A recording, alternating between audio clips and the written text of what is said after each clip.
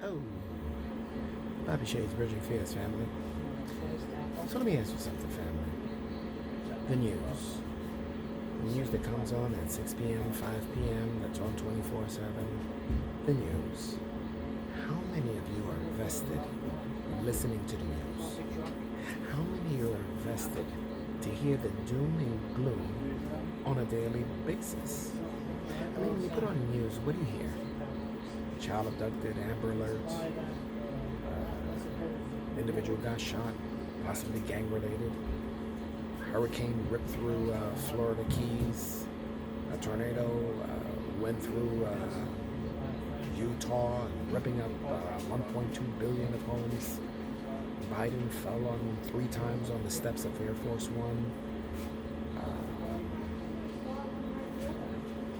Tucker Carlson got in trouble for an improper comment. An indictment finally came down on Trump.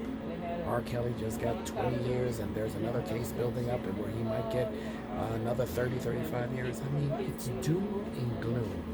Tim Ferriss, very good author, wrote a couple of books. One of them I happen to have called The 4-Hour Work Week, in where he discussed how to make the most out of 4 hours, And it was a hit. And he talked about how he checks his email once a week. He worked for a boss in where they would look at, they would have a meeting that went no more than maybe 5 minutes the most, maybe 10 pushing it. When you went into a boss, you had about 20 seconds to 45 seconds to state your case and try to fix whatever issue there was. Never looked at the news, ever. So I ask you, family, how vested are you in the news? When 9 times out of 10 there is no good news, so at all whatsoever.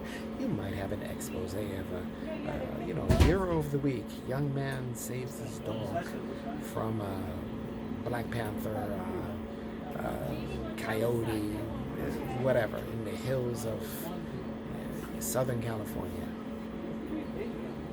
But it's one in a blue moon. My question is, family, is the news necessary?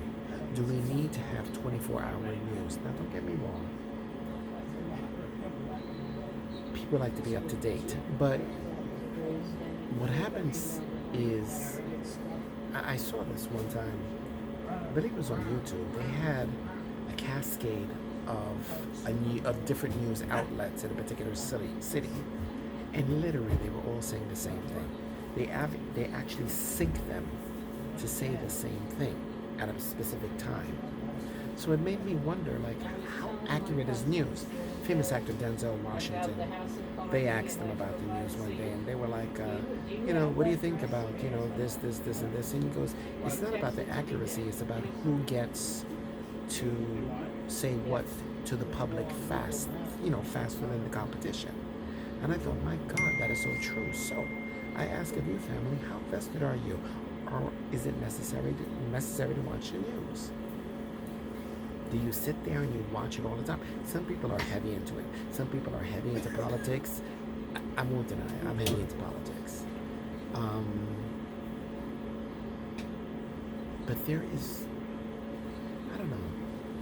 I think that information can be accurate at times, but many times over, it gets muddied. It gets lost in translation. People have their own opinions, and there is a limit to what one can say. Now, they say, "Oh, these United States are it's a free country." There's a gentleman that recently he did a research that in Russia, 440 people were arrested for what they said. Do you know how many was in the United States? Do you know how many? 3,300 people were arrested for an idea or an expression of a viewpoint. And I was like, but wait a second, we're the home of the free, the land of the brave. Then how accurate can one say? Hell, this channel, I had made reference of kind of a medical research type of thing concerning and I won't say the word, but you'll understand, the thing that afflicted around the world, that afflicted everyone around the world. Next thing you know, it was, it was stricken. They striked it. It's like, but why?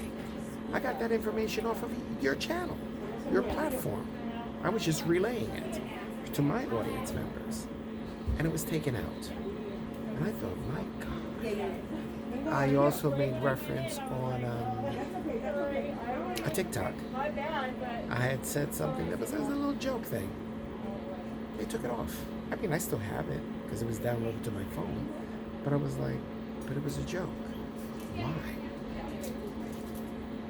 So, you got doom and gloom, right? You got weather forecasts that's crazy. You have crime at an all-time high constantly. And maybe one little tiny expose for the hero of the week or something like that. Is it necessary? And if so, at what rate do you indulge in? Do you say, you know what, I check on the news once a week, or I'll listen to what my colleagues are saying at work. They'll say something, but oh, I didn't know about that. Many times, truth be told, many times there's a lot of things I don't know. My cable, I brought it all the way down to the cheapest amount that I could make it for savings, because as we all know, cable is very, very expensive. So there's a lot of things that would escape me, or I may see like a thumbnail of something that's trending, but I may not click on it, and then someone says, oh, did you hear about such and such? No, I didn't know about that. Oh my God, I didn't know about that. So how vested are you in the news? And do you really, or do we all really need the news? That's the question of the day. Anyway, as you can tell, I'm in different surroundings, thus no music or anything of that nature. But I'd like to thank you guys for tuning in. Please like, share, and subscribe to this channel. Please tell everyone about this channel. And let us give thanks and praise that we are 6 feet above ground, and not below, and that those in our inner circle are in the same vein. I am your gracious host, Mr. Bobby Shades, and this is Bridging Fears. Please, guys, share this with somebody else. And for those of you that do have an idea or comment, please write it down below. Anyway, guys, I will see you guys in the next clip. Be safe out there. Bridging Fears, Bobby Shades, another Bobby Shades production. See you guys soon.